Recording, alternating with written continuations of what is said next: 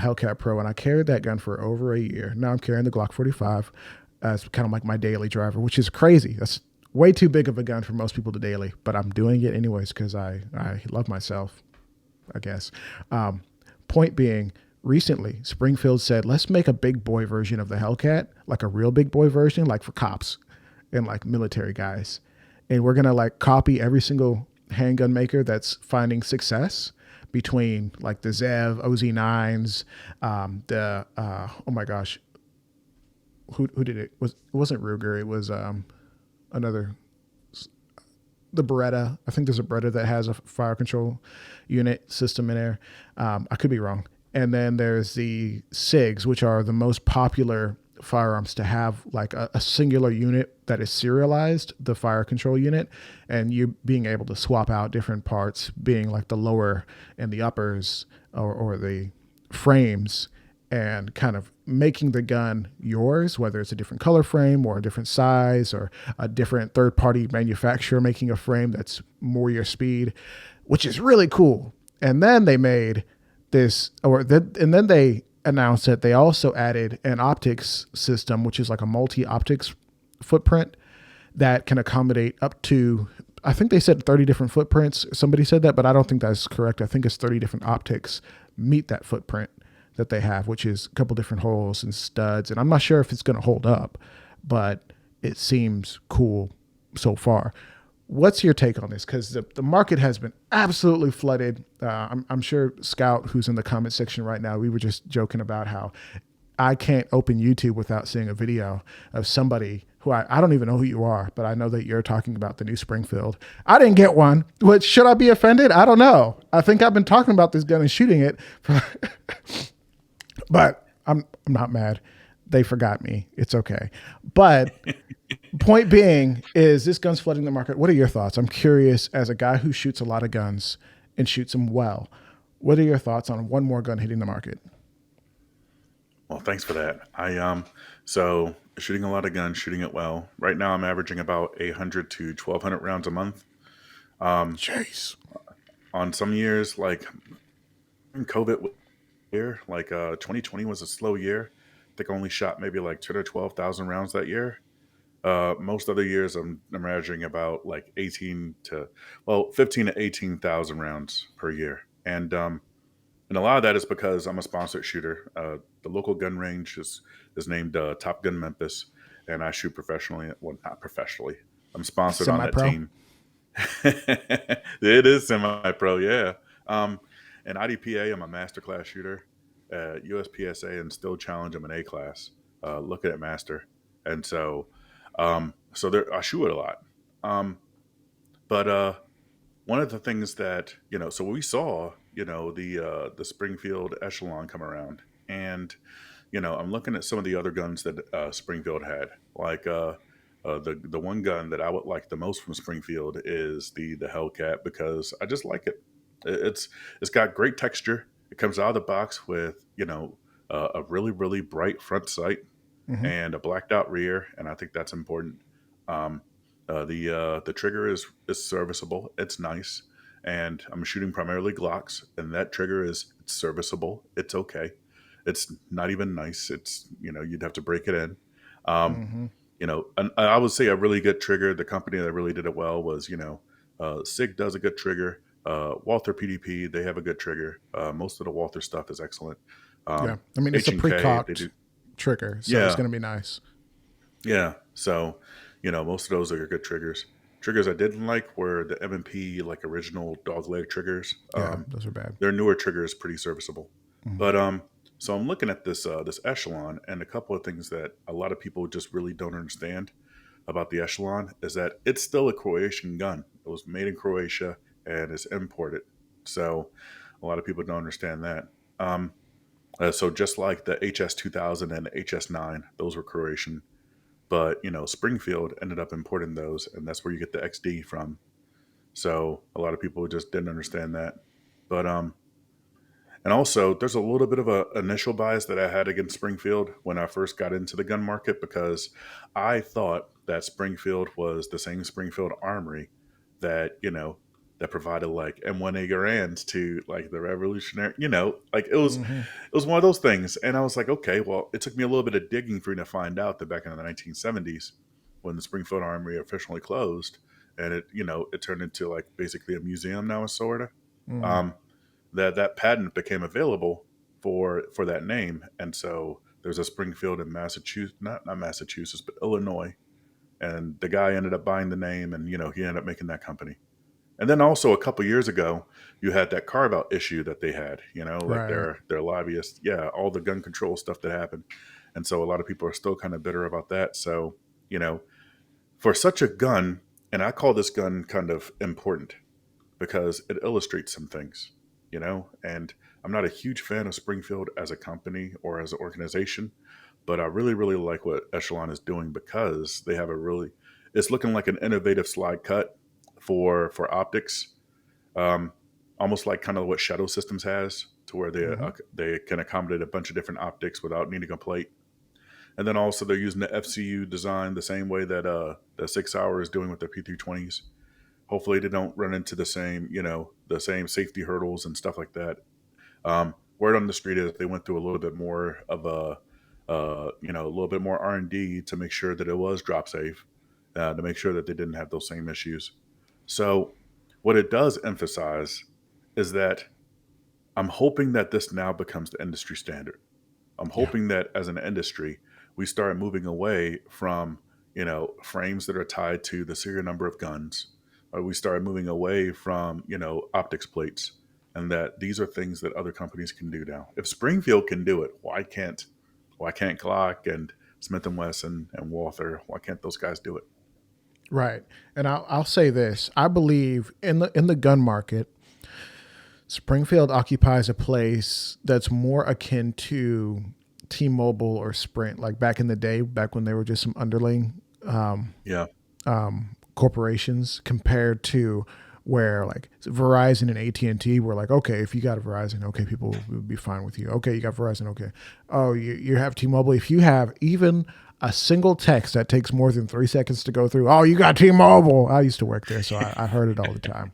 And some of those statements were true, and unfortunately, some of them were a little bit more exaggerated just because bias.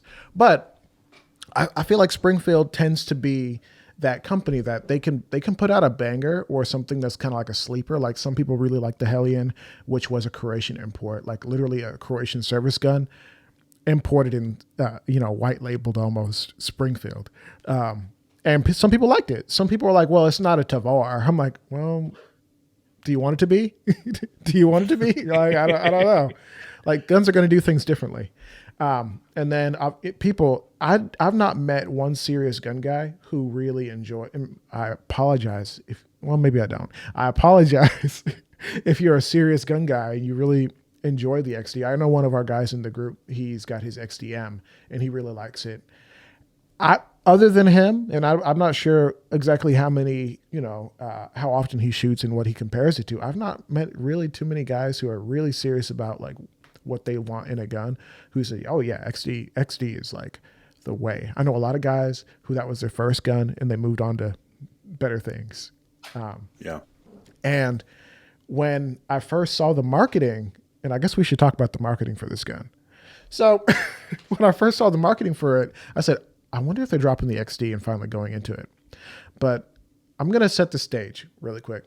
So when Springfield announced, I think I saw it on Twitter, they announced that this gun was coming out. I saw like a barren battlefield and just a giant N and a sword just stabbed into the ground. And apparently there's some fighter jets in the background that nobody saw. And I was like, oh, okay, interesting. I think nothing of it. And then the homie Nina Della Flores, Destiny, Dez, whatever you know her as, Fab Firearms Academy, she gets upset because I guess there's a lot of losers on the internet who are like, ha ha ha, N and a sword, the N and a sword, that must be NI. And anytime you see the word N on the internet, like that clearly is a serious racial epithet, slur. And it's like, okay, you guys are all 12 and or have some sort of problem. I see where we are. I'm gonna log off the internet today. I've had enough, and I question if Springfield should have said anything. You know, because at some point the Bible says not to answer to fools. Like, don't entertain them. If you're an idiot, no one needs to respond to you. We don't need to honor your statement with a full response. But apparently, there was a lot of people who were like, "Hey, yo, like Springfield, what are you doing?" And I almost feel like maybe they should have been like, well, "It's not what you think. Like, stop." And I question the marketing altogether. Like, what's with the ad? Like, why? It's Echelon. Why are we starting with the ad? It doesn't make I don't sense. get it. That it made no sense, and I almost feel like it was baiting. Like it was baiting people who their mind goes there. I'm not going to say they're a certain type of way, but I'm going to say their mind goes there, and that kind of shows some character flaw, if you ask me. But you know, maybe you feel differently. Um, I thought it was silly. Do you feel like Springfield should have addressed that at all, or is it better just to let fools do what fools do? Yeah, Springfield. Yeah, don't bring any extra light to it because it'll have like the Barbara Streisand effect. Yeah. You know, where the more you think about it or the more you try to combat it, it ends up making a bigger monster. The Like we saw the same thing from from 6 Hour, how they're constantly getting lawsuits for for Mm-hmm. guns firing in the holster or not being drop safe, and you know some of that might the way that they're handling it is probably the best way they can, which is just hey, let's just keep producing guns. Um, and so what ends up happening though is like the more you address it, the more negative light is going to come to it, and eventually you start you start bringing awareness of the problem to people that really weren't paying enough attention to actually know that this was even a problem. So I'm still running into people where like they still didn't know that the P320 had a drop safe issue to begin with ever. They just never knew because they're not gun guys. They're not in this community. They're not in this world. Um, this just the same way that Toyota has had a recall on brakes, so they just recalled the thing and it's over. Um, Oh, but they've had so many recalls. I remember being like 16 or 17. I'm 29 now, and hearing, oh, they have a seatbelt recall or a brake recall where you hit the brakes and it gasses and people are rear-ending people. I'm like, okay, who's died? This is crazy. yeah, yeah. So as far as the marketing goes, like why did they decide that for their marketing? I think it's the same thing that happens when um, if you've gone over to Thanksgiving dinner and you find out later that your auntie was mad because she didn't get an invitation, or you're out of town and then you come back in town and you have people hitting you up like, hey, why didn't you come visit me when you were in Nashville? Because I didn't think about it, man. I'm sorry. Right. Like it's just it wasn't like I was intentionally trying to slight a specific population. No, it just didn't come to mind because they don't think that way. It's not an everyday thing that's in the forefront of our lives like for the rest of us. So you know, that they were they targeting us with the end thing? No, I don't think so. I think it was just a collection of white dudes that got around a table and they figure, all right, this is probably going to look cool, so let's do it. No, the best marketing that I've seen from folks, and I think that marketing from the gun industry is going to head in a new direction. The marketing in the gun industry is way different than a lot of other marketing that you see for a lot of your other products, because the first and foremost place that they go for their marketing is YouTube. Mm-hmm. That's where they go. They send guns out to Hickok 45 and Demolition Ranch and TFB TV and stuff like that. Yeah. And there's going to be, if you add all those up together to all the Echelon video, up all those views, I mean, you're probably going to come up to like a couple billion or a couple million views at least. Right. And those guys are going to tell their friends about, hey, have you heard about this new gun? They're going to be calling up the gun shows and the gun shops and stuff like that. Yeah. Do you The other guys thing have that they're that in the doing, rental case? If you guys don't, well, we need it. And yeah. So the other thing is they're going to start sending it out to gun magazines. You'll see it in Recoil magazine. You'll see it in Concealed Carry magazine from the mhm. USCCA. You'll see it in all those. And as far as like making a video on their YouTube page is kind of a waste of time. It really Like, is. Like they need to do a yeah, video just so people can see it if they go to their page, but they don't have to pour the same budget. All they have to do is make a small commercial, the same that they would put on literally anywhere. Like this is our Instagram video made for YouTube. Same thing, yeah. 45 seconds. Like 6 hour, they put Phil Strader on for like 3 minutes, and he'll talk about all the features of the gun that they really want people to know about. And that's really, I mean, how long did that take? It probably took them 15 minutes of filming, and I don't know, 45 minutes of editing, and a little bit of distribution, and that's it. It probably cost like $10,000 or $12,000. Right. They're not You really really don't have boosting to those posts or anything like that. And I tell you this, the videos that I'm most concerned about from SIG are when they go to SHOT Show or something and they catch up with James from TFB-TV. James, who is actually cooler in real life, by the way. I got a chance to meet him recently. He is hilarious, and he does wear shorts that are way too short for most people, but he's got the legs for it. So do what thou will. You know what I mean? And reason I bring that up is when James meets up with Phil Strader and they talk about something, I'm way more interested just because I like James's personality.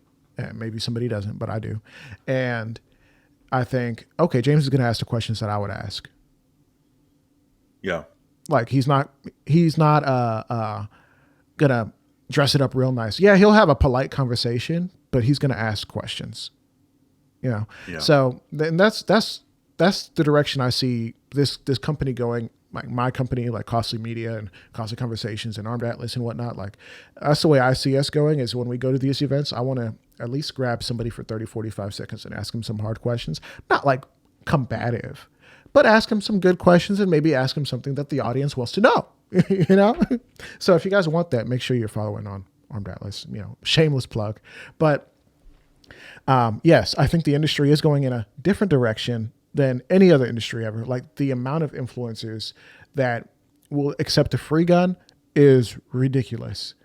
And I mean, it's $800 you don't have to spend, and it doesn't cost them that much. No, go ahead. Not to cut you off, but sometimes it may not even be the free gun. It might just be the ability to buy the gun at cost. Yes. And so, I mean, I've done that. It doesn't even have to be the free gun. I've done that. And a lot of the time it's not a free gun. It's a gun that's going around. That's a review unit. And a lot of my guys who are serious in this space, like they have over 100,000 subscribers, not all the guns that they get to keep. Some of them come in, okay, yeah, this is a cool gun. All right, I'm going to send this back. Or once they get it, they can say, okay, I'll spend half pretty much. That's kind of around what the industry cost is, either between 40 and 60% of the cost. It's not like, $100 for the gun. No, it's not that. It's definitely not. So unless it's like a high point, then maybe it's like $50, which I still want a high point just for the memes, Anyways, this has been a really important conversation, I think, because I really wish Springfield would think about these things, because they're putting themselves in a dumb situation. But also I'm hopeful that this gun is successful in the sense that it actually performs, and it's not the same situation that we had previously with the Prodigy, where all the influencer guns seemed like they had been given a once over, just like, okay, this gun feels good, put it in the box, send it to influencer set A, and it either goes around or they get to keep it or whatever, but the gun runs great. And then we have an unfortunate number of not review units, but an unfortunate number of production units hitting the retail store, like retail units, that are having issues with functioning, feeding, Cerakote jobs are uneven, things that just, you can't have that on a $2,000 gun. Like, can't do that. I know it's not a staccato, but don't be the reason why staccato says, well, yeah, you should have bought a staccato. Like, that's not good. Well, you should have. I remember I was at a concert one time and I was trying to take a picture with an artist, and I tried to pull up my camera and my phone just like lagged out, completely froze up. And he's like, what is that? I was like, oh yeah, it's some Android. And he's like, oh, you should have had an iPhone. Like he really roasted me like that. So Oh man. that's